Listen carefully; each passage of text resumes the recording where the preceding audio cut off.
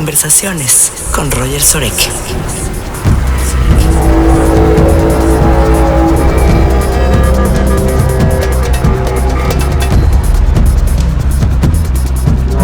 Pues querida comunidad, esperamos solamente 2 años para tener este personaje, Mao Valle. ¿Cómo estás, amigo? Muy bien, qué gusto verte, qué gusto estar aquí para compartir con todos ustedes un poco de las experiencias de Roger. Sí, la verdad es que, pues bueno, somos amigos de mucho tiempo y Mao tuvo un exilio voluntario. No decimos cuánto para que no se saquen de onda. Sí. Pero cuéntanos acerca de el cine hoy en día, Mao. ¿Qué opinas? Yo creo que el cine está viviendo una transformación muy interesante, o vivió una transformación en la pandemia que hoy estamos empezando a entender. Pero los hábitos de consumo nos marcan a nosotros cómo funciona la industria. Y yo creo que lo que nos sucede es que ante la pandemia la gente deja de ir al cine, la gente pasa a buscar las películas en las plataformas tienen que subir su nivel de contenido y la gente no regresa al cine en el mismo volumen. Regresa menos. Regresa mucho más bajo. Entonces, los números son diferentes y los hábitos de consumo, ¿no?, que marcan que la gente va al cine a vivir una experiencia cinematográfica masiva. O sea, la gente va a ver Marvel, la gente va a ver Top Gun, la gente va a ver Avatar. La gente ya no regresa a ver un drama, ya no regresa a ver el thriller, el terror está como luchando por entrar, pero el cine de arte, por ejemplo, tiene un espacio muy importante, pero eso es un cine muy pequeño, entonces ese sigue vivo. Entonces se dividió el cine, se polarizó.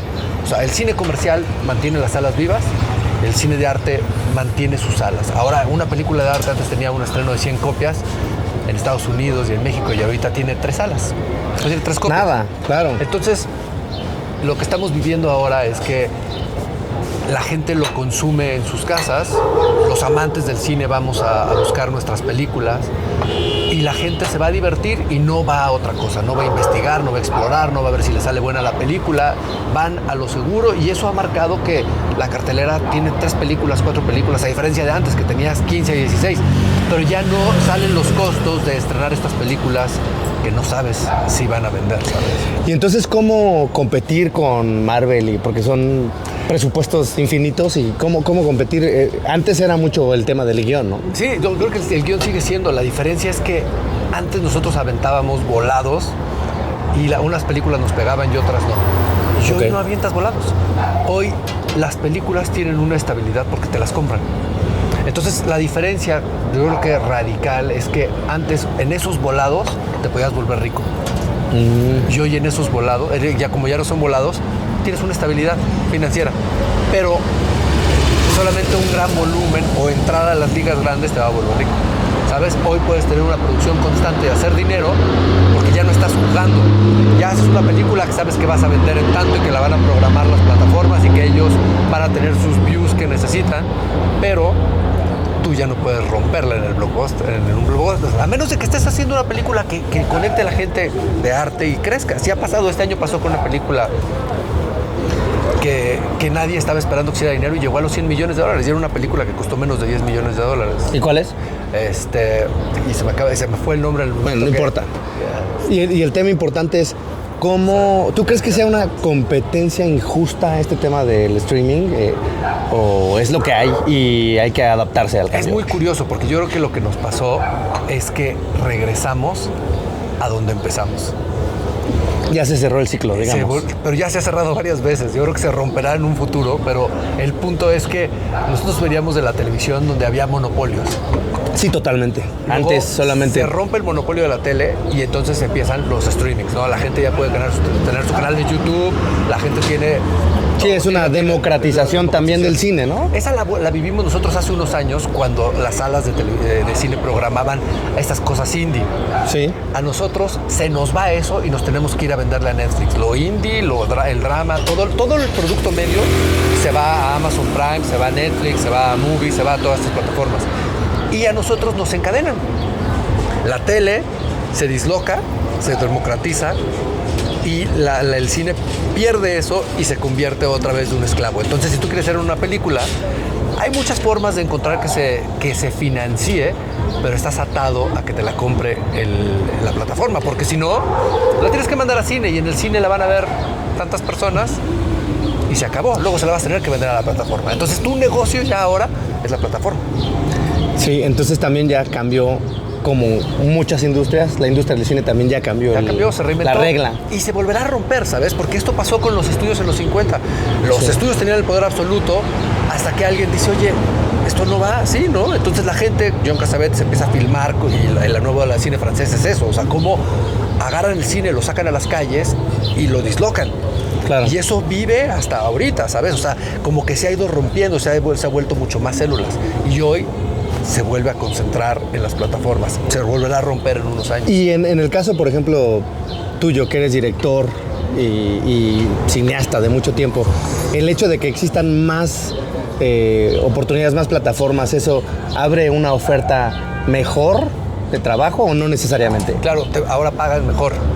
Pagan mejor. Pagan mucho mejor de lo que se pagaba antes. Por ejemplo, hoy ¿es mejor hacer una película para el cine o para Netflix o es que ya tienes que estar? No, ahora Netflix subió la vara en México. En Estados Unidos siempre se ha ganado bien. En México Netflix llega y dice, yo pago tanto por esta película. Amazon Prime dice, yo pago tanto, que es el triple de lo que costaba hacer una película. Entonces la gente dice, yo trabajo con ellos. Claro. Yo no quiero pagar que me pagues $1,000, yo quiero que me pagues 20,000, ¿sabes? Entonces todo el mundo se empieza a ir hacia allá y empieza a subir la industria. Es un poco lo que está pasando con las rentas en la zona centro de México, o sea, Polanco, Condesa, Roma, que están llegando todos estos extranjeros a vivir, que estaban acostumbrados a pagar rentas de $4,000, $5,000, $6,000, llegan aquí y suben la renta de la gente y todos los mexicanos dicen, oye, qué pedo, ¿no? Pues yo no tengo poder adquisitivo de estos güeyes, yo no tengo por qué pagar eso, estos son los que están viniendo a levantar esa vara.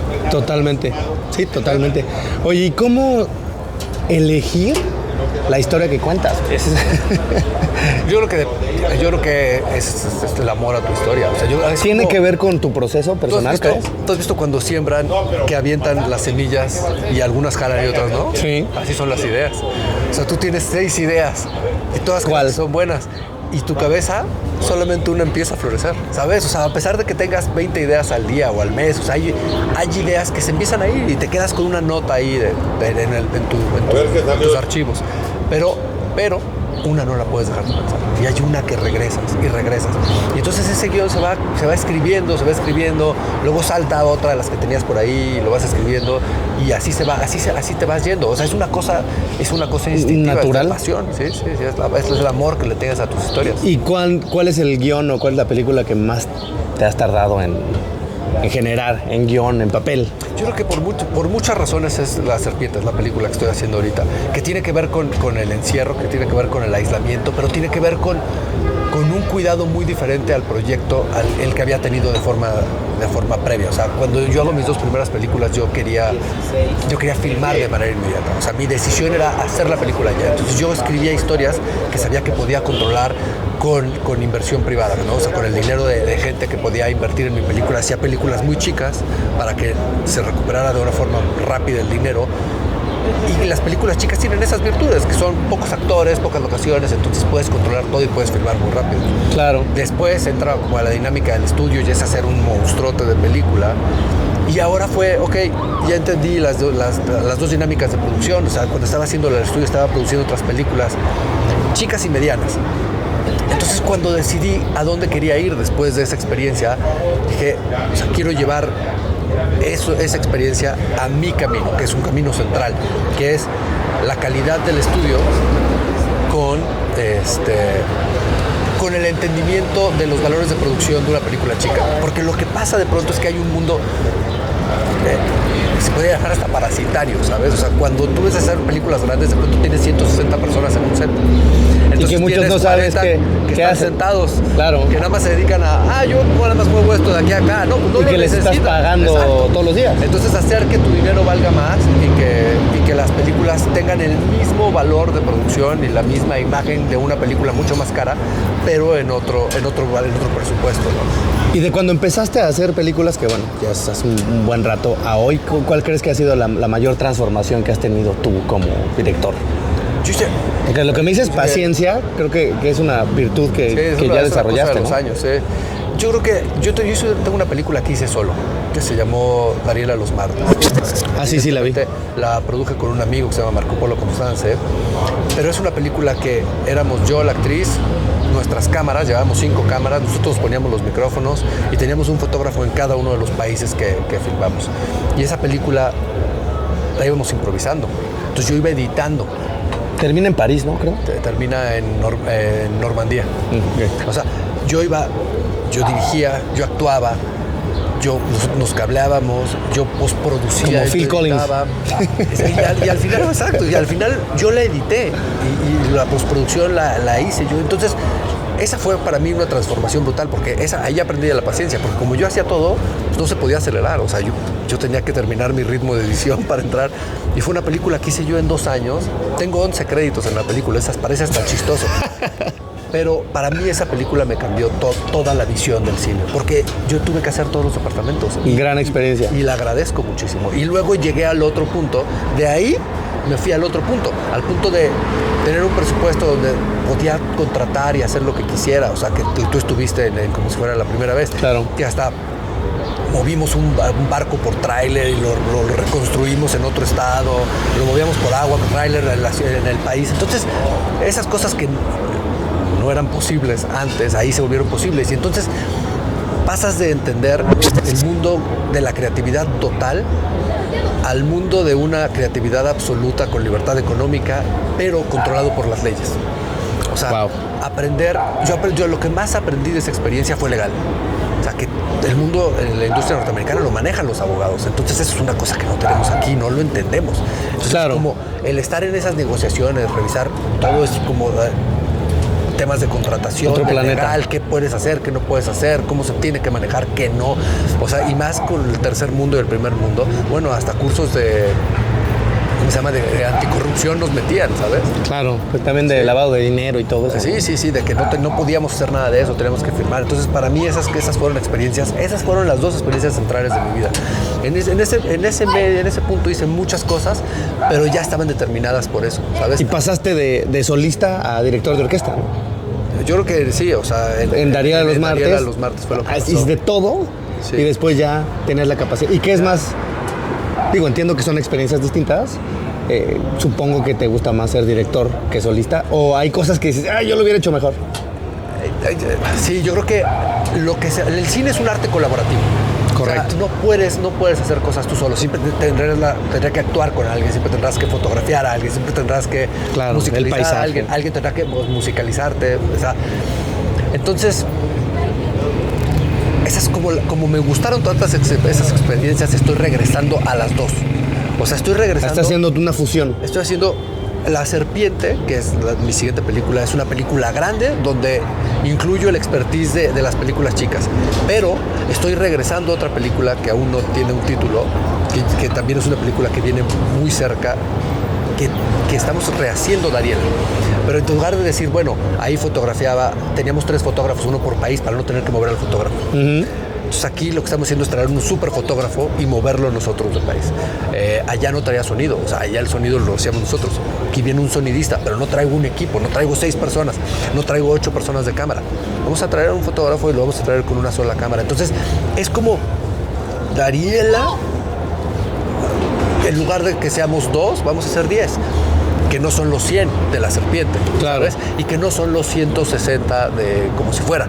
Entonces, como esta sensación de, ya entendí esos 2 caminos, me gustan mucho los 2, mucho, me gusta mucho esa libertad absoluta de no tener, porque nosotros, una cosa que tú lo viste, o sea, mover la cámara puede costarte 1 hora, moverla de aquí para acá, sí, tienes claro. que cambiar toda la luz. Entonces, esta sensación una gran de decir, experiencia. basta para allá, y nomás volteas y apuntas, invaluable, porque todo tu tiempo se vuelve la creatividad. Entonces yo puedo estar improvisando y haciendo y explorando y esto no funcionó, ahora vamos a hacerlo así.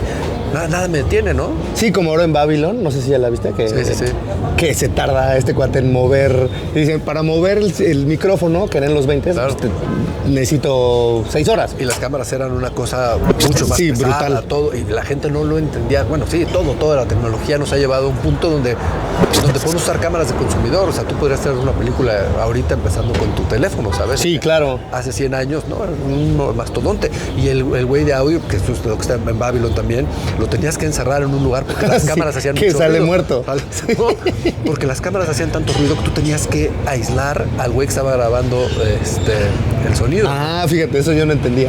Tú porque No, sabes, no, pero... porque se mete, o sea, las cámaras sonaban demasiado. Sí. Como un motor.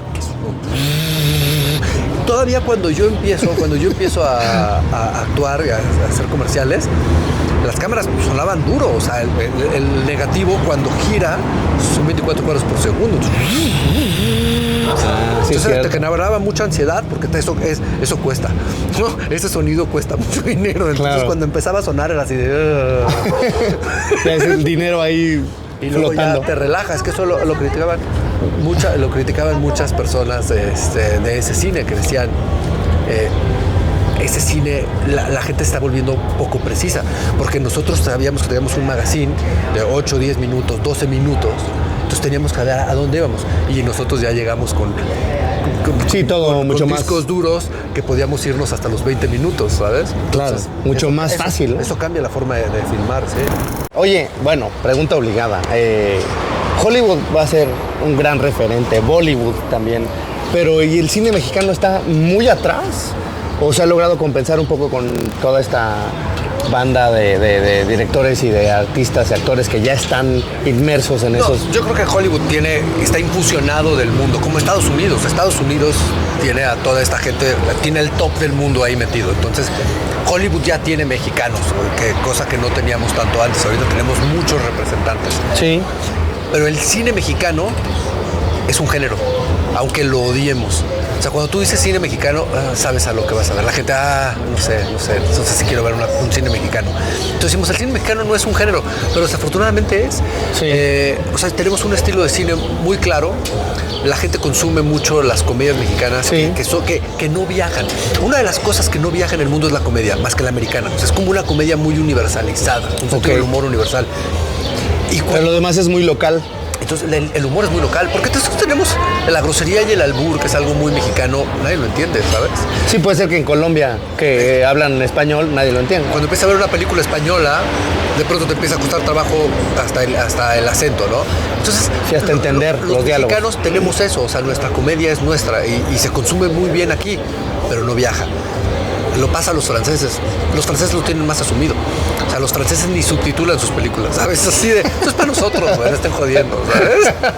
Entonces nosotros como que luchamos de pronto con esta cosa de la identidad, tenemos a los gringos al lado y sientes como la necesidad de llegar o de hacer. Y tenemos una industria que se jala mucho a la imitación norteamericana. Y nos ha costado mucho descubrir México en el cine de industria. Claro. Porque tenemos un México en el cine de autor, pero no estamos hablando del humano, ¿sabes? De la persona de la calle. Y eso creo que es un problema, porque no tenemos un cine con una identidad, un cine comercial con una identidad clara. O sea, digamos que es total y absolutamente local el cine. Es local, Y que... pero bueno, y es local y tratando de ser gringo, porque si tú ves Exacto. todas las comedias mexicanas, en México todo el mundo hace marketing o trabaja en agencias de publicidad, güey. Totalmente. Es muy chistoso eso, güey. ¿Sí? Todas las películas son agencias de marketing y es decir, puta, güey. No hay otra. Nadie Es está algo muy viendo. repetitivo, ¿no? Como Sí. antes todas las películas eran de secuestro y de violencia. Bueno, siguen siendo, pero las del cine de autor. Ok, correcto. Sí. Acabo de ver una película mexicana que no me gustó, no voy a decir el nombre, pero sí, el tema es que creo que podríamos hacer más, ¿no? Sí, yo creo que ahí sí viene ya el problema de las plataformas. Ok. Porque podríamos hacer mucho más. Pero ¿de qué quieren ellos hablar? De que tú hables. Claro, ellos te porque la van a también comprar. es, están las narcoseries y está el tema. Tú eres mexicano, tienes que hablar de encajar en esto. ¿Mis películas tienen que ser una comedia o tienen que ser de tal? Oye, tengo esta comedia que está poca madre. Sí, pero nosotros estamos buscando, nos dimos cuenta que la gente está consumiendo películas donde el papá se lleva muy bien con el hijo. No, pues no tengo de eso. Déjame mover y escribir una película del papá que se lleva muy bien con el hijo. La escribes y Ya te llegas en 6 meses y dices, ya tengo la comedia del papá que... No, ahorita la gente, ¿sabes qué está consumiendo? Películas de 3 amigas. Qué difícil, güey. Sí, Entonces, entiendo ese tema. Es una cosa donde se junta, esa es una cosa de suerte también y de sincronicidad, güey, o sea, donde tu creatividad se junta con la necesidad de un estudio. Antes no pasaba, antes tú luchabas por levantar tu película y te costaba sangre, pero la levantabas. Y ahorita pues tenemos ese problema que si no la levantas con un esquema financiero en el que incluyes estímulos fiscales y todo esto, estás a expensas de que te la compren. Y entonces tienes que ir a cada 3 meses. No, y ese sí es un súper ultra volado. ¿Ya estás buscando la del papá con el hijo? No, todavía no. Ok, regreso en 3 meses. Y tendrías que tener un portafolio infinito que también es poco probable. Eso es lo que ¿no? o sea, las grandes casas productoras de México, eso es lo que tienen. O sea, tú llegas y pichas tu película, no te la compran y te vas. A veces llevas 3, 4, 5. Las grandes productoras tienen inversiones inmensas y entonces te llevan 10 guiones, o sea, 10 proyectos, no los guiones, pero te llevan 10 pitches cada 2 meses.